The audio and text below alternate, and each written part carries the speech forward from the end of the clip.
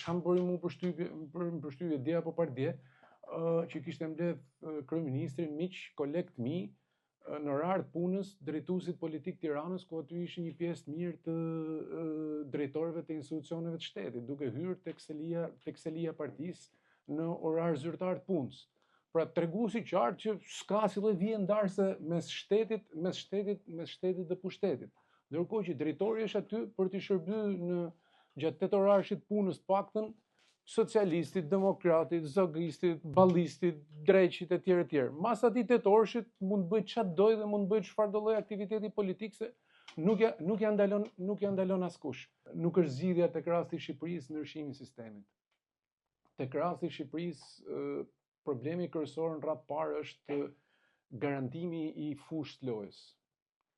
Dhe kapaciteti dhe aftësia dhe gatishmëria për me pranu humbjen e pushtetit.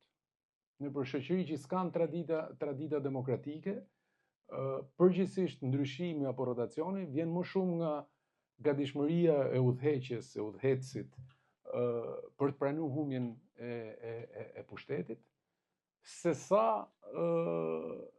drejt për drejt tek vota e qytetarëve. Pra, ne na duhet për me nda administratën e shtetit nga partia. Kjo është muzikë për veshët. Ne kemi problem themelor financimin e jetës publike, jetës politike. Dhe këtu na fillon ne gjithë gjëja. Ne mund bëjmë sistemin zgjedhor më të mirë, më të përfaqësues. Ne na duhet për me garantu një herë për gjithmonë rregullat e lojës. Ne na duhet me nda mendjen nëse dona me i bë këto punë apo jo. Më thoshte një mik koleg grek që s'di sa vite tha na shkoi tha që i vidhnin votat dhe përdornin administratën kundër njëri tjetrit dhe disa vite mas Juntës tha ndam mendjen që donim edhe më u fut në BE dhe përcaktuam që do ta ndajmë mendjen do ta bëjmë. Pra ne nuk e kena nda ende mendjen. Duhet rregullojmë raportin me paren në jetën publike. Ne ende s'kemi shku në sistemin ku politikani ka frikë popullin.